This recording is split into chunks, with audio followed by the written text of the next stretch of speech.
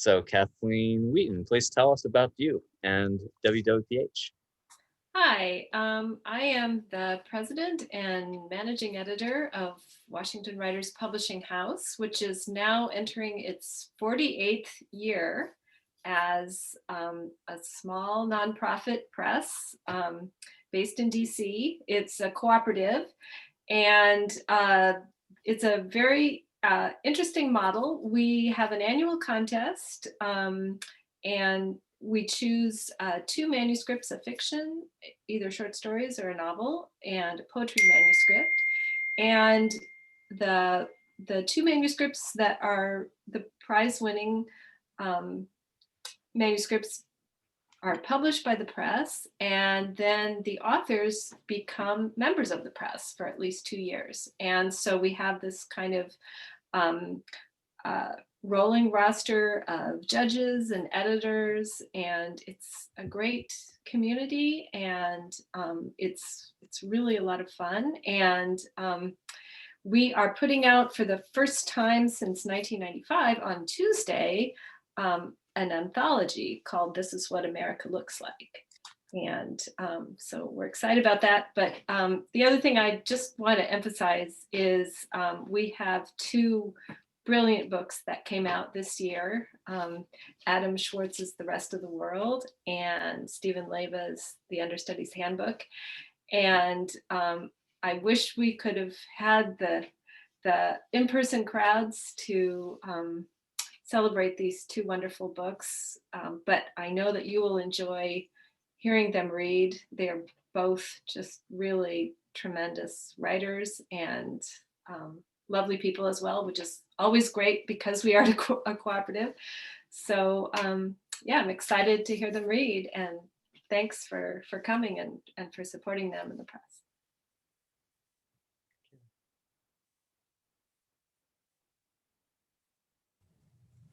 Okay, thank you, Kathleen. At this point, I'd like to introduce our first reader, author, Stephen Leyva, who is the winner of the 2020 Gene Feldman Poetry Award for his collection, The Understudy's Handbook, previously mentioned.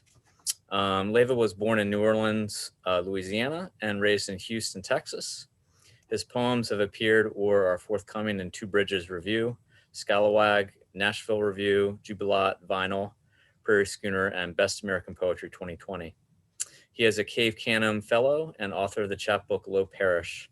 Stephen also holds an MFA from the University of Baltimore, where he is an assistant professor in the Klein Family School of Communications Design. Please welcome Stephen Leyva.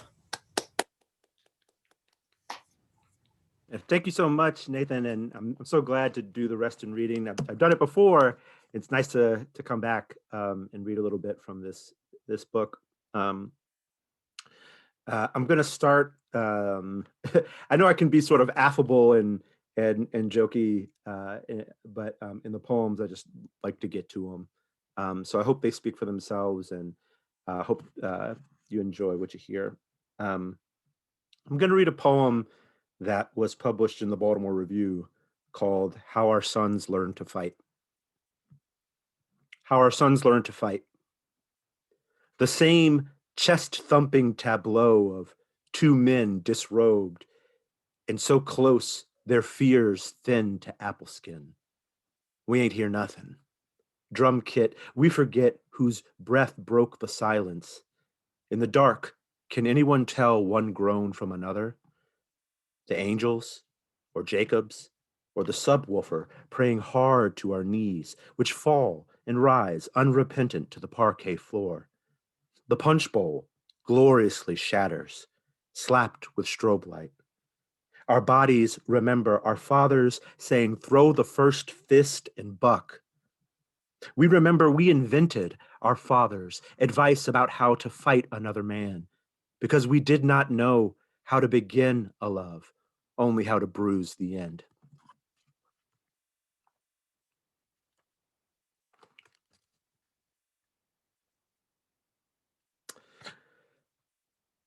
So there's a fair amount of the place where I was born in the book. and I was born in New Orleans. So I'm going to read a poem that's really centered in New Orleans called Ear Hustle. And ear hustle is a kind of slang, a little bit of idiom for eavesdropping. So this is ear hustle. Get down to the smallest birthright I cannot claim. Say beignets, and doesn't the stutter of hot oil start to sizzle on the small plates of memory? Faces powdered with sugar, no thought to whose ancestors cut which cane. Sing a hymn of Jackson Square hangs its portraits on the iron gates. And who can hold a horn note as long as the midday sun? Look up from that small plate and cafe au lait and see the bent levees of language I cannot break. I will shame every shibboleth. And every house is lifted like a paused rapture. This cruelty and more fries the Godhead in lard. Pour me a cup of chicory. A saxophone player cuts a canal through the breakfast din, playing tank in the bangers. I gotta make a quick decision about how often I can be rescued. Neither I nor my children will ever ride the roller coasters at Jazzland, where a sign still hangs as it does in the heavens, will open after storm. There are a fair amount of sonnets in the book as well. I tend to think of them as Creole sonnets. They're a little synthesized. They're drawing on a bunch of different things at once, and sometimes pay attention to certain rules of the sonnet, and sometimes ignore them. So I'm going to read one of those called "Unmasking the Chorus." And if you like cicadas, there are a few cicadas in this poem. Unmasking the Chorus. July doesn't beg. The cicadas are coughing through their timbrels and couldn't care less whether anyone dreams of wings. A choir, a husk, they hum like a cigarette hums alone in an ashtray. Tree. A sound that stretches like the skin of a snare drum. Dunce. Abandon has its own bandwagon, and the confederacy of late summer heat can't assuage. Boredom.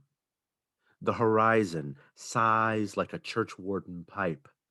I could die on this tree, the cicadas sing, coughing themselves rare and blue, like a husk of song, the lyrics but not the tune.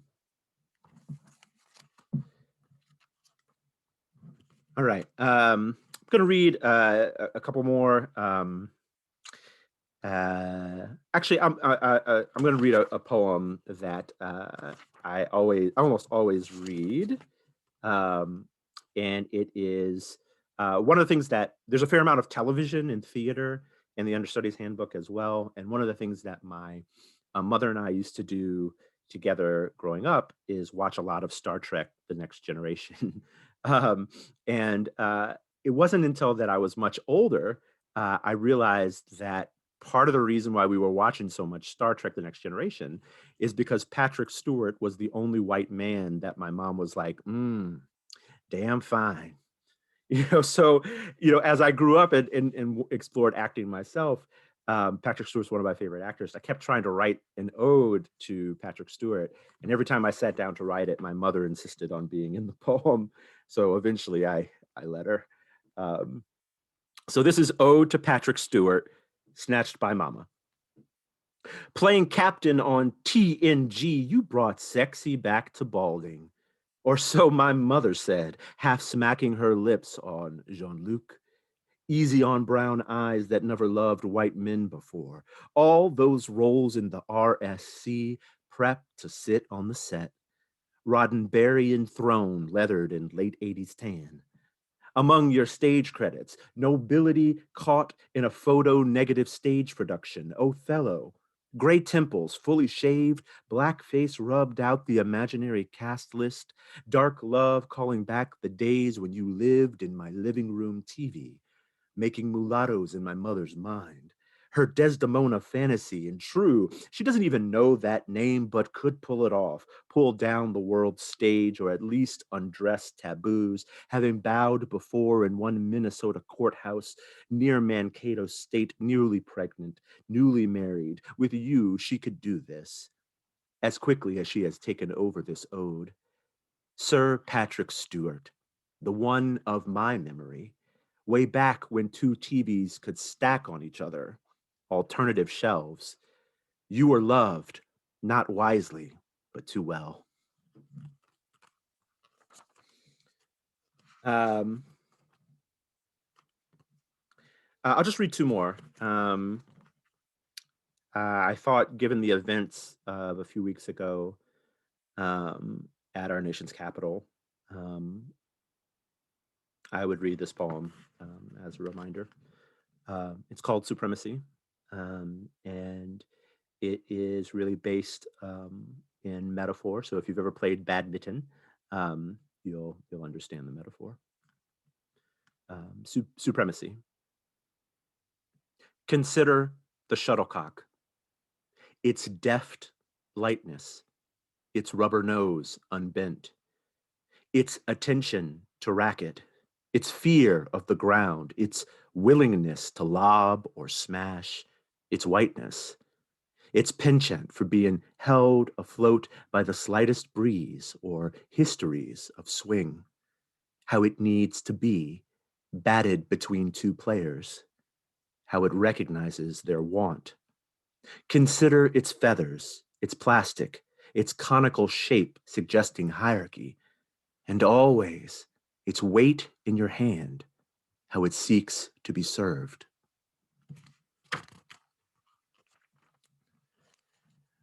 There are a fair amount of poems in the back of the book, in the last section called Leaving the Panopticon, that all sort of center around, well, there's a suite of poems that center around me taking my children to the Baltimore Museum of Art.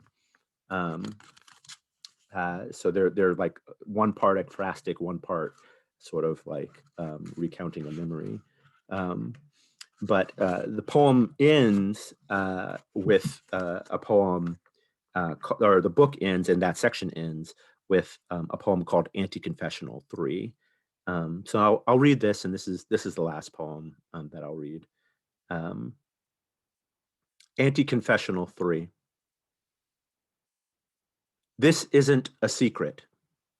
I have failed to love with the patience of hibiscus root, whose buds bloom with no thought of being tea. I have not loved my innocence. Overdressed in morning light, how can the earth keep turning to the thing that will kill it? Oh, sun, bring me a warm hill in August, an echo of a fragile and immortal green, a better remembrance of my grandma's eyes. I have failed to forget love is one of many higher choruses. And yes, there are octaves of light that linger. Can we still call love love anymore? Or have we avoided failure? Every ode must fail if there is to be a higher love.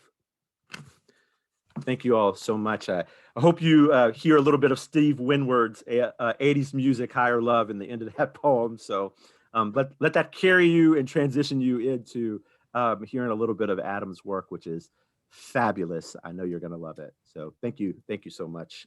Great job, Stephen. Thank you so much for that wonderful reading.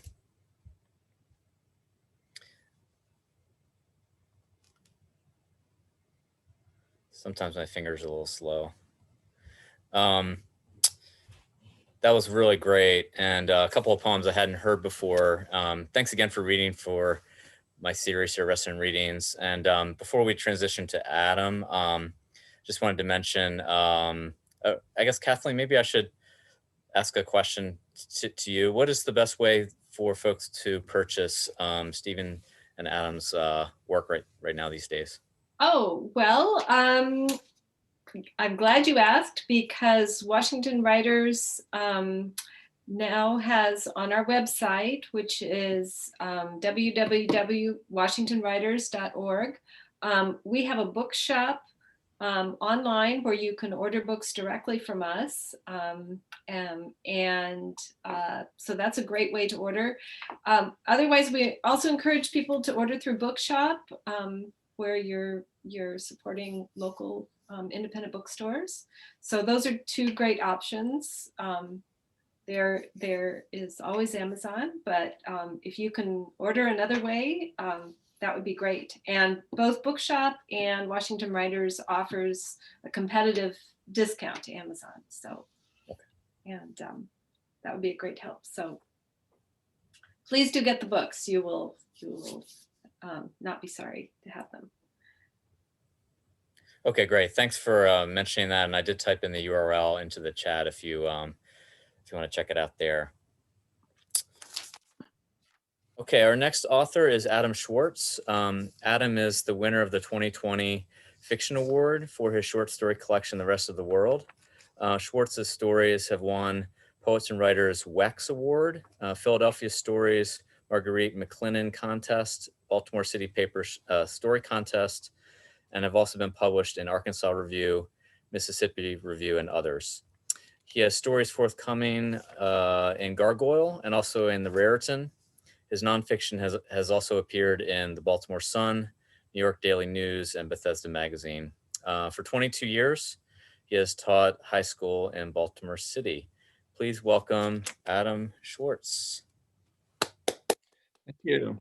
Thank you so much, and thank you for having me. And Stephen, your poems are amazing. They're deep and musical and poignant.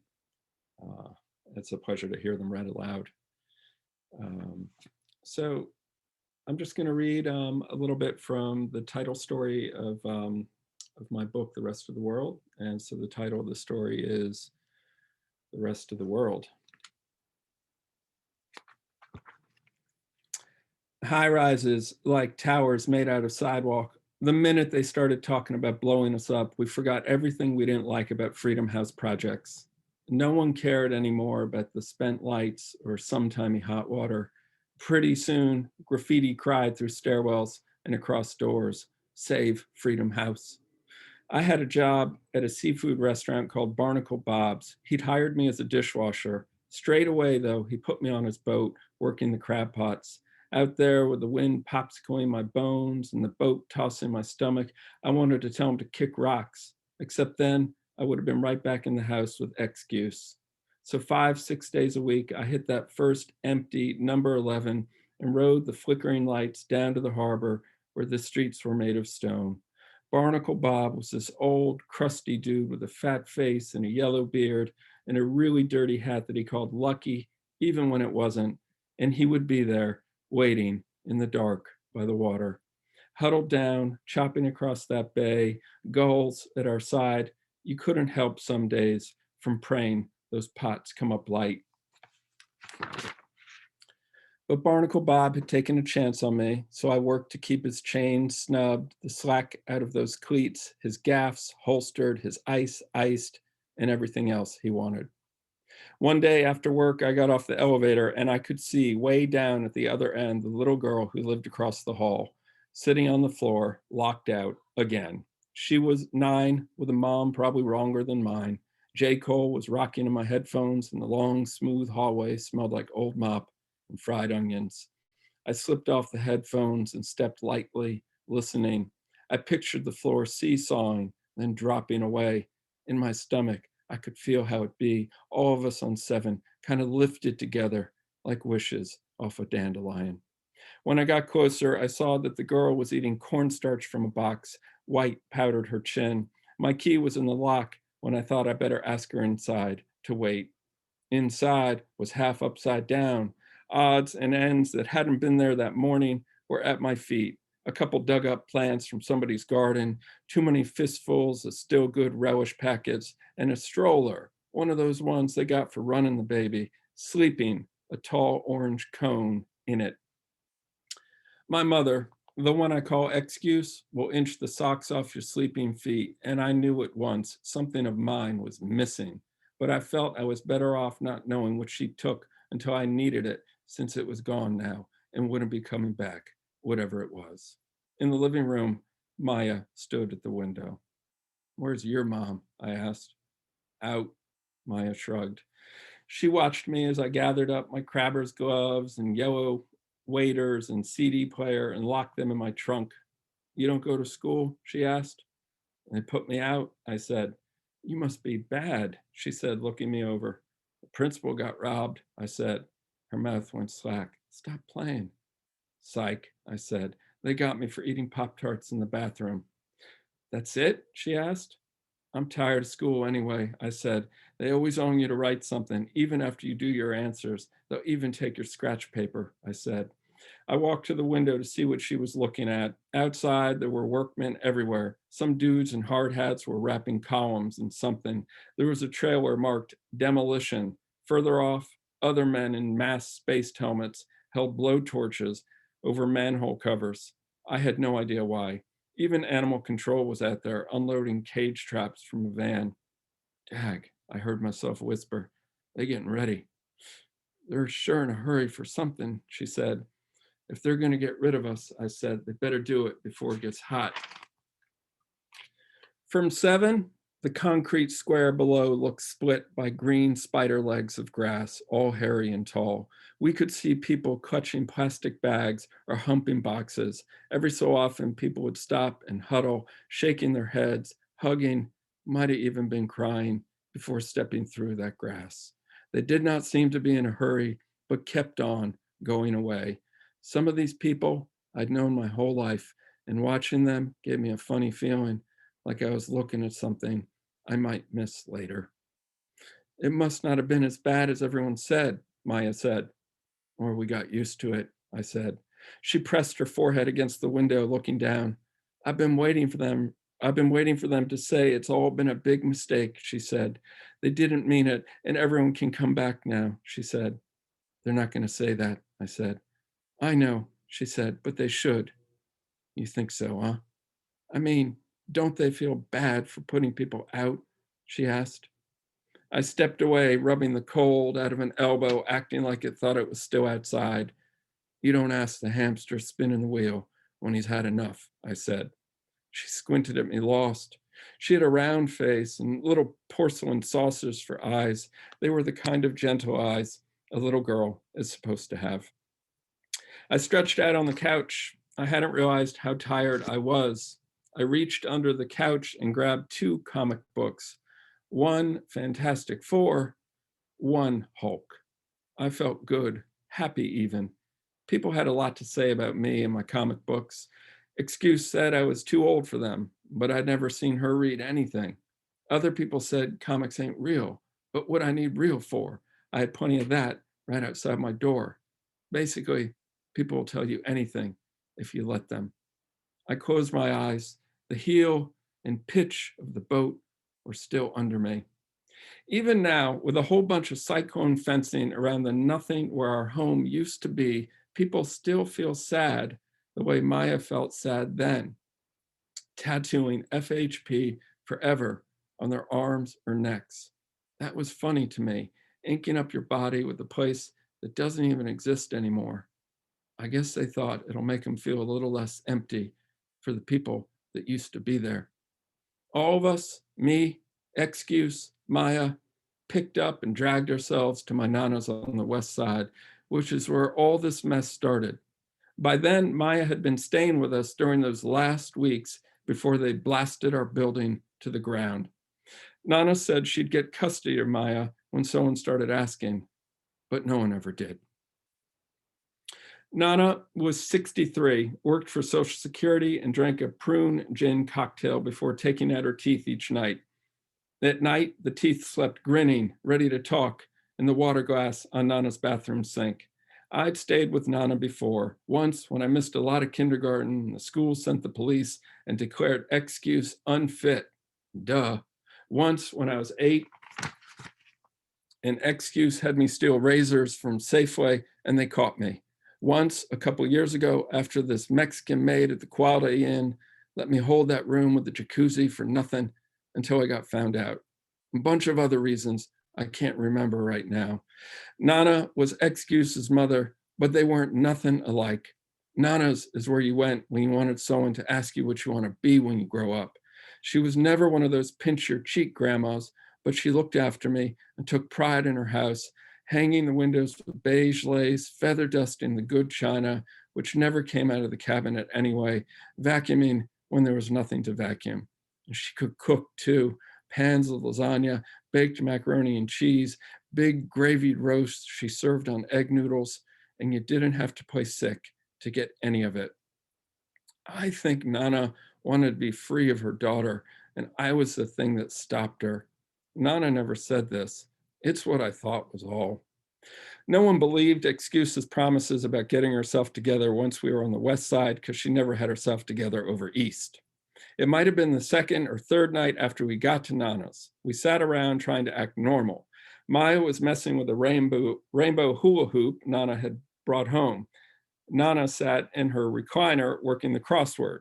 Excuse was smoking at the window, and I could see Nana clocking her over the top of the open newspaper. There was a sour sounding piano in the living room that Nana claimed Excuse could play once, but I'd never believed it. I stepped over to the piano. "Play me a song, Ma," I said. Excuse acted like she hadn't heard me. "You can't play, can you?" I asked. She blew smoke out the window. "Nana, she can't play," I said. "She loved that piano," Nana said. "She was the only one that could play. Scott Joplin, Fats Waller, even some Bartok," Nana said. I pressed down a handful of keys. It jangled like an old toy. "You got jokes, Nana." "I wish I did," she said. I opened the bench lid and looked at the thin books of sheet music, the old scribbled notes on some pages. "I don't care what Nana says. I don't think he can play," I said. "And you can stop, Franklin," Excuse said. "I got enough to forget without you bringing shit up, but there you go asking about a piano." She twisted her cigarette into the brick sill outside and left it there. I closed the seat lid again. "It was a long time ago," Excuse said, getting up. "I played then, I don't now. What you want to kick a can? I can't change nothing what happened. You ain't Chopin yourself."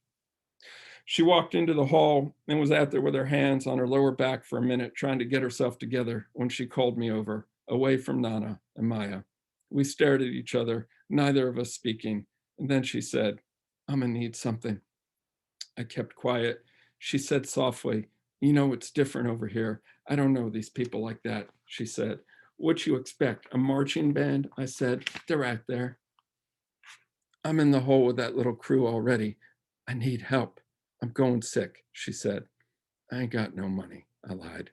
She searched my face, playing back the words in her ear. Then she said, "Can you ask your man Alvin to front you something?" I let my gaze rest on Excuse's face. It wasn't a pretty face anymore. A bony jaw and two scheming, dusty eyes. She could be charming or ugly, depending. This was charming. "Can you do that for me, Franklin?" she said. "I ain't seen him," I said. "I'm quite sure he's on his little strip or whatever," she said. I cut a quick glance over at Nana. She was still eased back in her recliner, snapping her newspaper, making little humming sounds. "And ask him yourself," I said. "He don't know me from Ronald Reagan." This was a favorite phrase of Excuses, even when it wasn't true. I'd known Alvin from all those times at Nana's. We'd clicked since the 4th grade. 6 months might pass without seeing him. Then next time, there he was, a bouncy little guy with a smile so full of golds, it stayed lit in there. We battled about anything: who could burp loudest, who had the nicest crossover, who choked on that first Newport and who didn't, who went harder, east side or west. I kept a box cutter up in the cupboard above the fridge, and now I reached up and slipped it in my pocket. When my coat went on, Nana plucked off her glasses, fed up. At the door, I told Excuse, "Stay here." Nana's was an old street, sunken in its middle like the power lines above, dip-strung, party-ribboned, end to end, one block after the next. I walked up to the carryout with the sign that said Mel's, but everyone called Up Top. 2 boys, almost yellow under the streetlights, were posted up outside the store. I didn't recognize them, and I had to think, if I really wanted to ask these corner boys anything. I stepped in front of one. You seen Alvin? The boy was blowing into his hands. A Bin Laden coat swallowed him. On his head, a blue bandana. His eyes were empty. You gonna make his money right? He asked. I don't know nothing about that, I said. He sized me up and sucked his teeth. You look like short money, he said. I took him for one of those clowns that'll come at you sideways just to impress his friends. In my pocket, I felt for the switch on the box cutter. I started to say, tell him, you can't read, he said. He undid his bandana and wrapped it again, knotting it off in the back. Yo, illiterate, the boy laughed, doubling over. I didn't move. And then I saw the white letters behind and above him, eating into the red brick. R.I.P. Alvin. Inside me, something skipped and dropped away. I backed up slowly, then turned and started up the empty street. A necklace of unlit doorways, boxy and empty, stretched up the block. Then I thought of his sister. I had not seen her for a long time, but I remembered Alvin saying she'd gone to Philly for college, and I knew she must be tore up wherever she was. Later, I'd find out some of what had happened. He had messed up somebody's money, wouldn't get low when most would have, but none of it mattered. Alvin had always wanted to be hard. Now he was gone, and it didn't get any harder than that. Back at the house, Excuse was sitting outside on the steps, arms clasped over her knees, rocking. When she saw me, she popped up. What you got? She asked. Nothing. I brushed past, opened the door, and stepped into the house. Nothing. She was on my hip. What you mean? Alvin ain't there, I said. What about them others down there? You tell me you cool with them? Alvin ain't there, I whispered, biting off each word. Oh, shit, she said, catching something final and done in my voice. Yeah, I said, Tish ho. He wasn't no older than you, she said. I put my coat on a hanger in the closet. Behind me, I heard Excuse say to no one in particular, it's rough out here. I paused in the hollow of that closet. When I turned around, she was squared up with me, and that let me hold a dour hunger was back in her eyes. Let me have that little radio of yours, she said. I'll pay you for it after. You can't have my CD player, I said. Then I'll just take Maya down the store, she said. I laughed. Yeah, okay. I'll have her back in 5 minutes, Excuse said. Or 5 days, I said. You're just being stingy now, she said. I turned and hooked her elbow. Ain't I always? I asked. She wrenched free and started clawing her neck, screeching, am I going to be all right? Am I going to be all right? Am I going to be all right? Spit like sparks flew from her lips. I saw Maya coloring with marker, spying the whole thing. I saw Nana still resting in her recliner, set down the newspaper, and then I did the thing I swore I wouldn't. I gave Excuse $20 for my check I cashed the day before. The whole time I was thinking Barnacle Bob might as well be paying me in saltwater shivers for all this. She snatched the money and was gone. Thank you.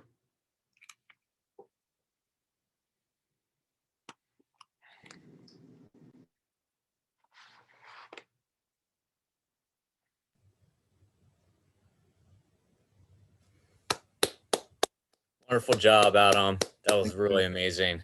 Yeah, thanks everybody for listening. Oh yeah. I had so many sort of insights and thoughts as I was hearing your reading. It was just really, really powerful, and the story really came to life for me in your reading. So again, thank you. And Stephen, thank you so much for reading your poems too. I mean, just you guys really knocked that out of the park, I would say. Before I forget, do you guys have any future readings you wanted to mention or announce, or readings coming up later this year? Or I am reading at on February 11th with the Howard County Public Library System, and that's crap. I'm trying to think what time. I think it's at 7 on February 11th. Thank you for asking. Oh yeah, sure. I know this is kind of the end of your book tour, having begun in October, and you guys might be sort of getting weary of all the readings you've been doing, especially the Zoom fatigue thing. I typed up the February 11th for Howard County Public Library. Feel free to share that that link on well, through email, and I can post it on Facebook or something like that if you'd like. Okay, great. Thank you. Stephen, any further readings coming up for you or events you want to mention? Man, there probably are, but I can't recall them right now. I mean, I'm doing. I'm the writer in residence for Howard County Poetry and Literature Society. Oh wow. So I've been visiting high schools via Zoom. The part of that gig is you visit every high school in the county. So what would normally have been a very busy kind of zipping around the Columbia area, in person, has been just a lot of Zoom, a lot of Zoom stuff. So, I'm actually looking forward to the possibility in the summer of an in-person reading. So I'm not sure if that's going to happen, but there might be something popping off. I'll let you all know when it comes up, but might be something in June or July. That might be like a masked, most people vaccinated sort of like thing, but God willing and the creek don't rise, as they say. Okay, great. Thank you guys for mentioning that. And again, feel free to share further details with me as they come. I can share them on social media and all that good stuff. Let's see. So we do have a brief open mic portion this evening as well. I don't think Paul Beckman is among us. Paul, are you there? I don't see you there.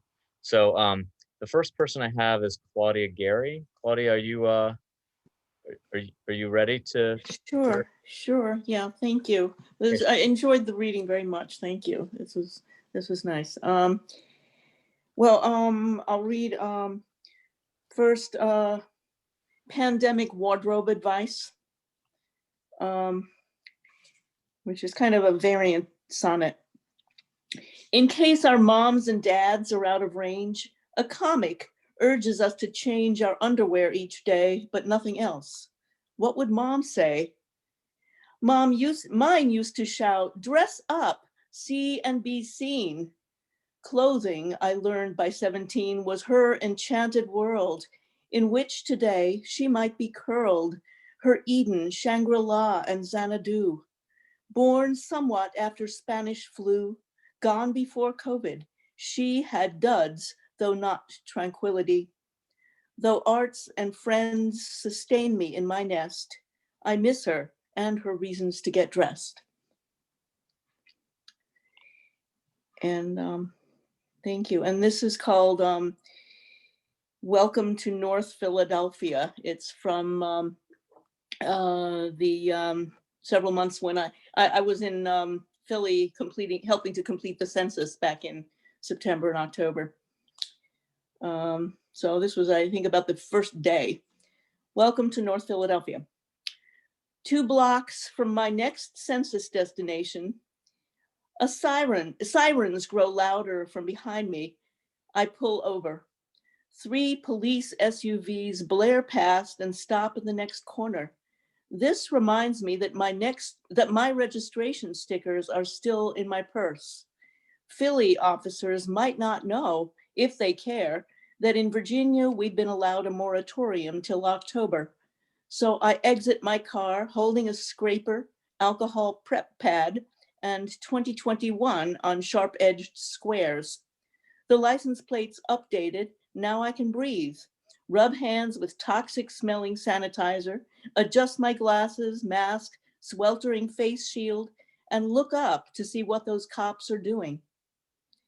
They're talking to a dark-skinned man by his door when suddenly 4 boys scurry out past him, run down the path, turn right onto the sidewalk, then take another right turn at the corner and disappear where my view is obstructed.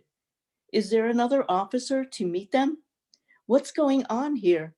Will they be all right? And what what was it I was worrying about? And this is called A Banker's Plea.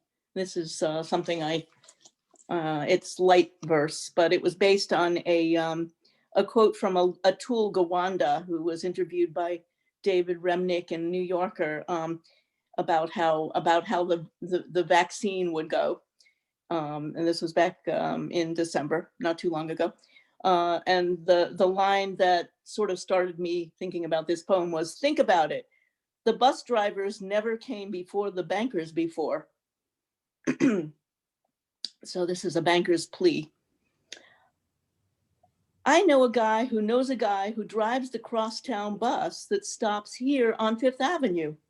He isn't one of us, but he's so far ahead in line for getting the vaccine, and I thought surely he could use some cash. Don't be so mean. Okay, I'll do it your way. I'll start walking my own dog in Central Park and stop watching that tempting travelogue.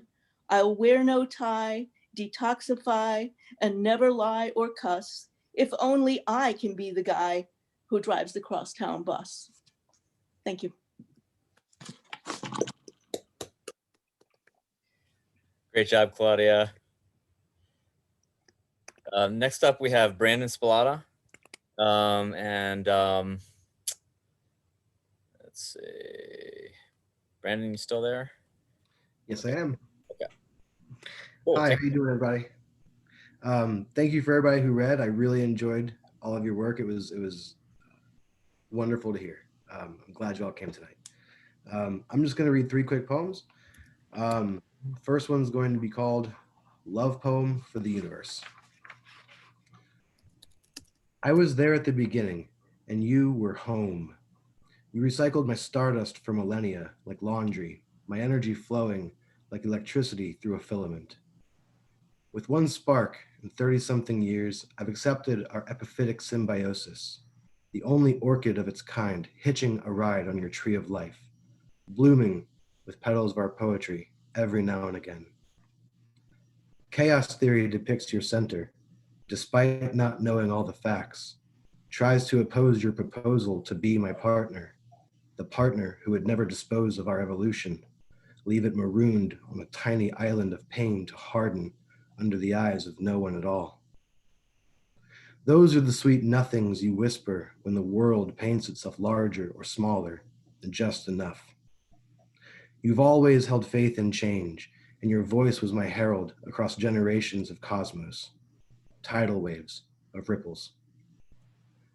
God nods his head silently, like yesterday's sunset. There's beauty in the simplest of remembrances, and I'll miss you when you're gone.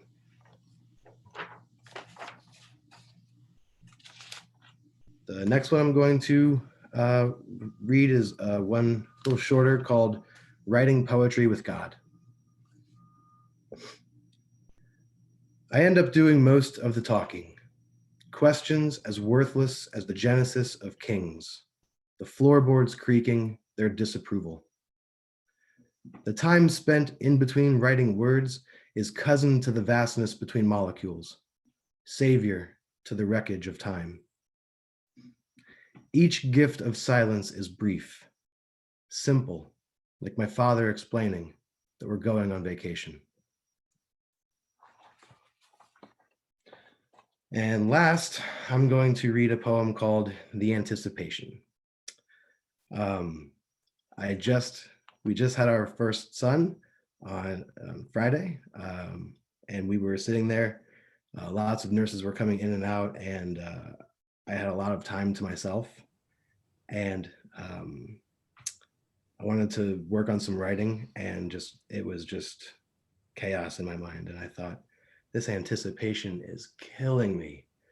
And I thought, you know what? Let's just start there, the anticipation. So this is that poem, The Anticipation. Mere hours dwarf 9 months, and each second that passes shoves elation and pickled regret down my throat like 2 young, quarreling brothers. You're coming down a highway your own way, no red lights or speed limits, escorted by a never-ending high noon and our ancestors, to where we count days like spare change, pennies, really, hoping that someday we'll forget that we left a few on the ground, that someday we'll get to go back. Thank you very much, everyone. Have a great evening.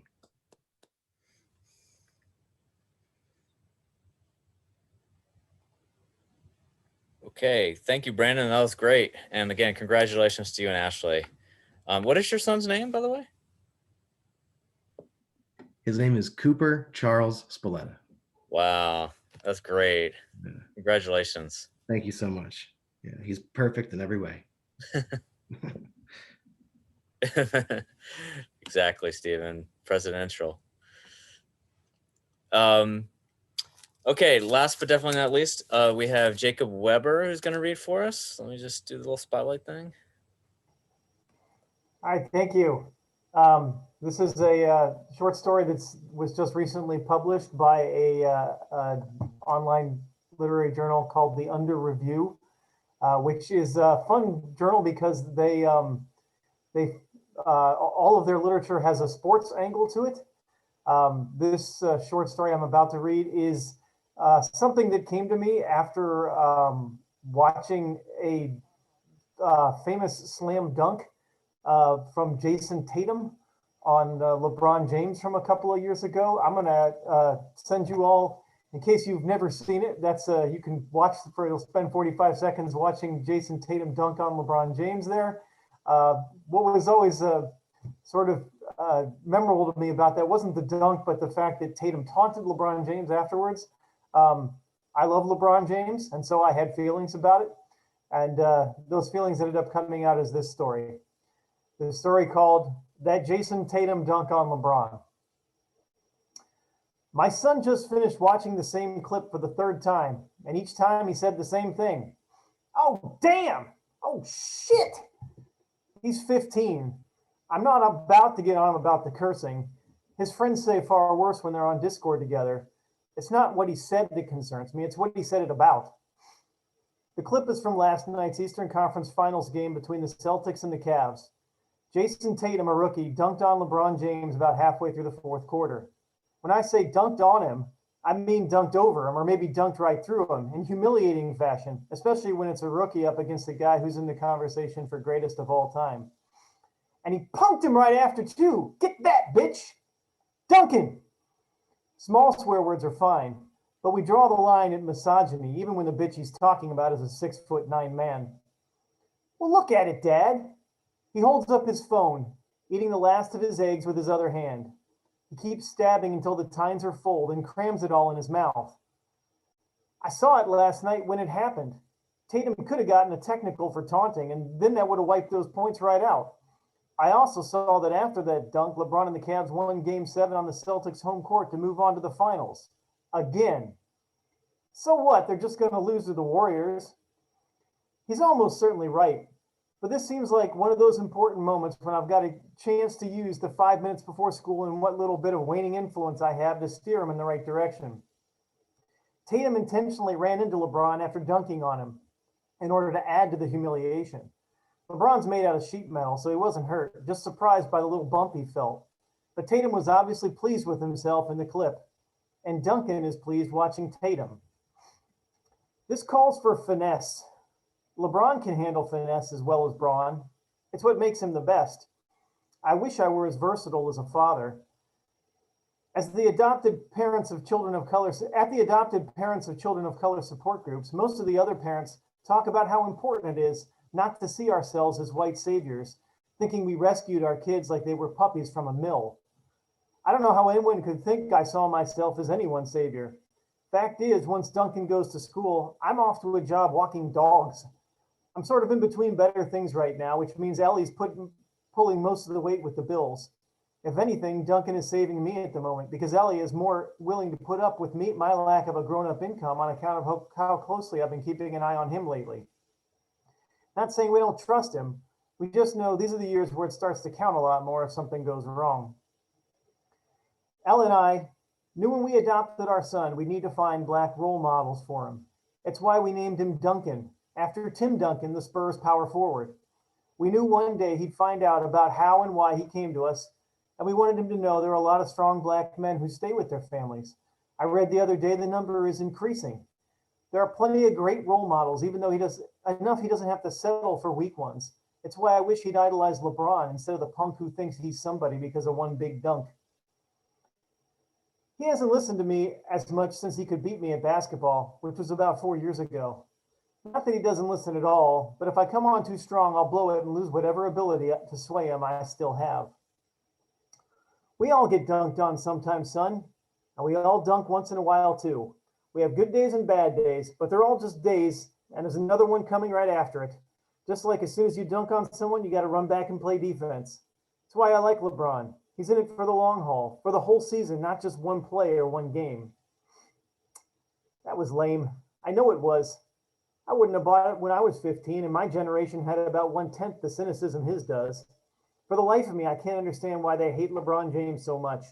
The generation before, I watched Michael Jordan kill my beloved Cavs every year, but I never hated him. Nobody did. He was the best, and that meant you couldn't hate him. These kids, though, are ready to hate anything, to come up with a hot meme for why it sucks, to worry about LeBron's hairline more than his game. Duncan doesn't even eat Wheaties for breakfast. He thinks the carbs will be bad for his abs. He doesn't want to be like Mike. He rinses his dish off and puts it in the dishwasher. He puts his silverware in the way his mother wants him to, tines up, although I always think it should be tines down so you don't touch the part you eat with when you pull them back out. His friend is driving now and he's waiting for Duncan outside. Have a good day, Pops, he says, still watching the clip as he pushes the door open with his backside. I think he goes through the door backwards to keep his kicks from getting scuffed. He's tall and getting taller. It's the end of his freshman year. He already knows he'll play varsity next year.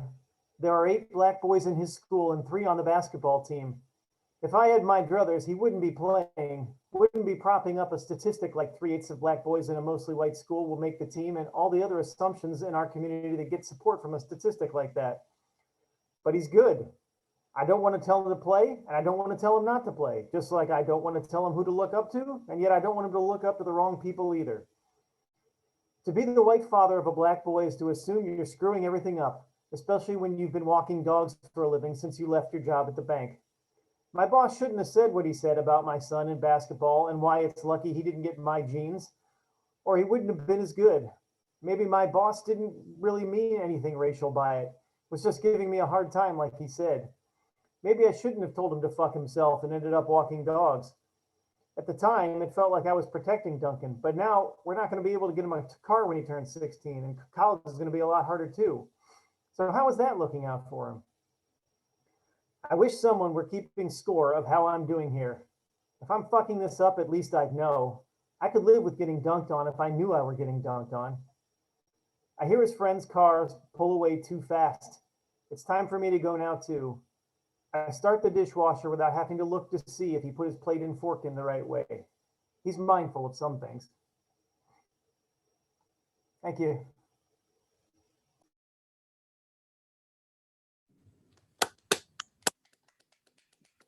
Good job, Jake. Thank you so much. We all get dunked on sometimes.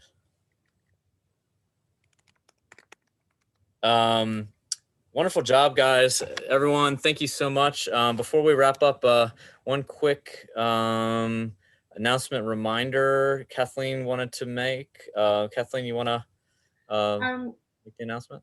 Yes, just that the anthology, This Is What America Looks Like, we're having our launch Friday, February 5th.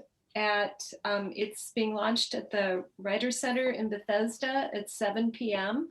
It's going to be a great sort of writer's talk and reading. So please come if you can. I'll type in the direction of the writer. It's virtual, obviously. The Writer Center URL, and if you just reserve a place, it would be great to see you. Thanks. Great. Thank you so much for mentioning that. And again, thanks. How about feel free to unmute yourself if you'd like. And how about a nice real round of applause, not like, emoticon round of applause for everybody. All right. Great job, job. Stephen, Adam. Thank you again for taking the time to share all of your wonderful work with us. And, open mic authors, thanks again for reading such, wonderful work as well. And so yeah, just I'll see you down the road, I hope, in a few weeks or at a future reading, and keep on keeping on. Hang in there. Thank you. Thank you, everyone, for being here. Thank you, You're Nathan. welcome. Thank Great you. reading. Thanks so much. Thanks a lot. Thank you. It was a pleasure, everybody. Thanks, David.